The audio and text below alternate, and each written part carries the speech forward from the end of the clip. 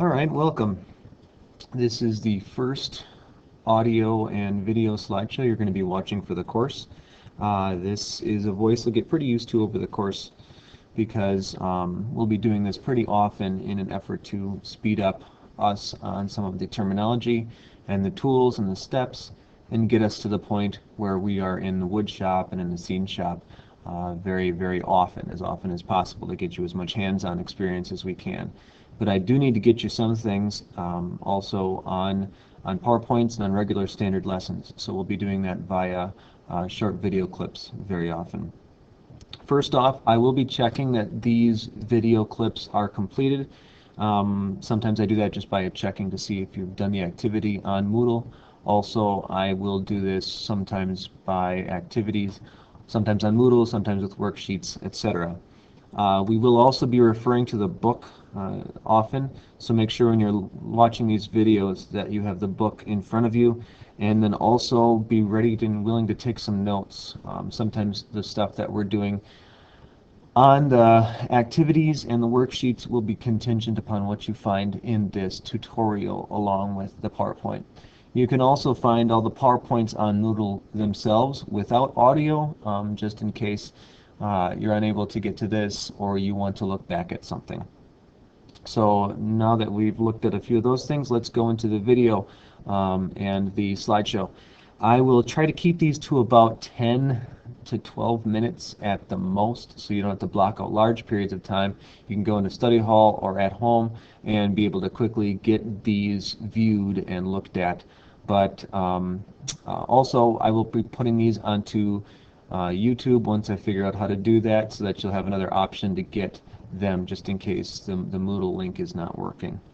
So let's begin. You'll find this particular PowerPoint called Woodworking versus Building Construction. This is the second half. We went through the first half already in class today. Right now we're going to talk about the lumber, which is for our style of construction in North America the most important component of our structures is how do we start out, how do we build it up so that then we can put all the rest of the finishing pieces on it. First place, of course, we start is cutting down the trees themselves. One thing I'd ask in this class is that you never forget, and from here on out, in this class and beyond, you never forget that this is a natural resource that we have done a good job as humans of getting rid of a lot of it. Always keep care of your material lists, your materials. Make sure that you are respecting them, that these are gifts from God, that we have trees and they do not grow overnight. So realize that as you're building things in the future and for this class. Respect the materials, respect God's creation as we go throughout. Well, to make things out of wood, we have to use some of the trees. We have to utilize these resources, and we cut them down, and then we take them into our sawmills. Now there's two different styles of cutting down trees, and some of you have seen this in Woodworking 1 with me too, because I start out that class also with this. For a few of you yet, it's the first time you've seen it. But there's two main styles of cutting down trees, of getting and harvesting our lumber. The first way is clear cutting. This is a much easier way, a much more cost-efficient way of getting our resources, because you can just plow down everything. You are easily able to make exit strategies and entry paths into the woods, but it results in a very devastated environment for our trees and for the future. And that is because we do not let the smaller trees that are part of the undergrowth, we don't allow them to grow up faster. On the other hand, there is select cutting. Select cutting is an excellent form of foresting, because you are able to take out the trees you want on the upper story of them, but you're also leaving the ones underneath. And this is good, of course, not only for the growth of the trees, but all of the animals and the insects and the plant life that goes along with it. Much more responsible, much more environmental friendly, and much more sustainable for the future. The steps of processing lumber are seen here. Numbers 1 through 6, I would take those down as notes. Barking, slicing, grading and sorting, air seasoning, kiln drying, and planing. This clip that you see down the bottom of this video is a good one to go to. I'd recommend you go and watch this, and you can just see it's about 7 minutes or so, the path that trees take once they're cut down and into the sawmill, and just the absolute quick way, the very efficient way we've gotten, sawmills have gotten to the point of harvesting and then using the wood, drying it out, and getting it eventually to a Fleet Farm or Home Depot or Menards near you. So take a moment, if you would, to look at that clip on YouTube. You can copy and paste that into your browser at some point, or else you can look at it through the PowerPoint on Moodle. That's all I'm going to say about that for now. Now, when you're utilizing a log, of course, respecting it as people understanding that this is not something that we have unlimited supplies of. There is how you would maximize the board. Now, that's obviously not only respecting the log, but it's also very efficient, cost efficient for companies, and companies that are going to be logging will be doing this very often, including using the slough off of the edge and all the cutoffs and all the sawdust, as you'll see in just a little while, how they make that into sheet goods or panel goods. Now, building construction is different than woodworking in one major way, and that's what we'll look at right now. In most cabinetry and hardwood flooring and finish work, nice pieces of furniture, you see lots of hardwoods being used. Hardwoods come from deciduous trees. Deciduous trees are the ones that have leaves that fall off every single year, things such as oak, maple, birch, cherry, and so on. Those are woods that will be very, very much more heavy. It's denser, more compact at a cellular level. And those particular trees they take longer to grow, typically, than do your softwoods. Now, this does vary by way of individual trees, some softwoods versus some hardwoods. But in general, hardwoods from deciduous trees, much more expensive, much more difficult on your blades and so on at your sawmills. And they are going to get even dried out to a better level, a more of a level than are your softwoods when you can use those in building construction, rough construction.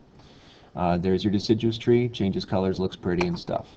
Softwoods are woods harvested from coniferous trees. Those are the cone-bearing trees. Those are the evergreens typically, the pines, firs, cedars, redwoods. Much more prevalent, much faster growing, and these are the ones we're going to be using in building construction this semester because they're just a lot cheaper, they are lighter, they are very structurally sound. However, one of the most impressive materials that we still have on this earth is lumber to be used for houses. And there is a wonderful picture of a pine tree. Now, softwood as well is then sold in a different way that we buy our hardwoods for our projects.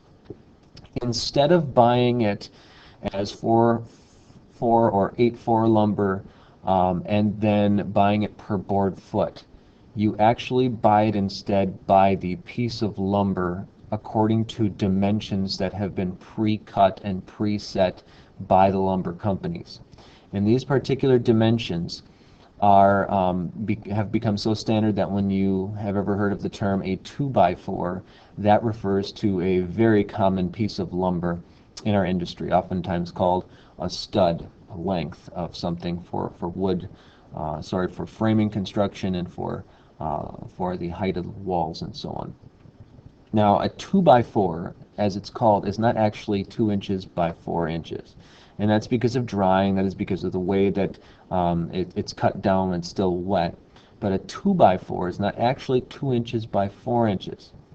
The board is rough sawn, it's pretty close to 2x4, but eventually with the process of drying and planing of it, then it brings it down to 1.5 inches by 3.5 inches. And you can see that right here on the chart. 2x4 is 1.5 by 3.5. That's very important when you're building a wall that has to be 8 feet long by 8 feet tall. When you're putting the lumber together and stacking the bottom plate, you'll learn what all these terms are eventually, putting the stud on top of that, and then eventually putting the top plate on top of that, you need to make sure that that ends up being 8 feet tall. And if you assume that it's going to be that 1.5 inch thickness on the top and bottom, then you're going to get it to the exact right amount. As opposed to if you think it's actually 2 inches top and bottom, and then cut your stud at, that would be 7 feet 8 inches, that's not going to work. You're going to come out an inch short total height because of that extra 1/2 inch you didn't account for. So it's a tremendously important thing to know and understand, and it's something I want you to actually memorize too. I'm going to have you go now to page 49 in your book, and on page 49 you'll find the softwoods chart. And on this softwoods chart you will see that there is a nominal versus actual lumber dimensions, and then it shows some pictures of some dimensional lumber there as well. This nominal, which means by name, okay, so nominal, a 1 inch by 4 inch, or you would call it a 1x4 at your lumber store, is actually going to be 3/4 by 3.5 inches. So whenever you see the 4 nominal number, always see it as 3.5. Whenever you see the 1, it's 3/4, it's only a 1/4 inch smaller. Whenever you see the 2, it's going to be a 1/2 inch smaller, so 1.5. So as you see there, a 1x4 is 3/4 by 3.5. A 1x6 is 3/4 by 5.5. And then after that, there's one tricky little catch here, and that is the 1x8. In your books, it's written down as 3/4 by 7.5. That's actually incorrect. It's 3/4 by 7 1/4. So if that's not already written in, do that. Cross out the 7.5 and change it to 7 1/4 inches. And then as you can see, 2x4, again, you go down a 1/2 inch each, 1.5 by 3.5, 2x6, 1/2 inch each lower, 2x8, once again, cross out the 7.5, take it down to 7 1/4, and a 4x4, 3.5 by 3.5. There's more on the chart here on the screen that you can see. That's a little bit longer here, like 1.5 by 10. You take it down 3/4 of an inch there, once again, just like the by 8. And same thing with by 12 here. You take it down 3/4 of an inch down to 1/4. I want you to memorize the ones on page 49 as part of a quiz in the future. So dimensional lumber and nominal versus actual lumber size. This is all called dimensional lumber as we buy it from the lumber yard. We'll be referring to that more in the next video. Please watch the next video as well. That's going to be another about 10 to 12 minute video, and I will start on that one in just a little bit. And that will finish up then this particular lesson.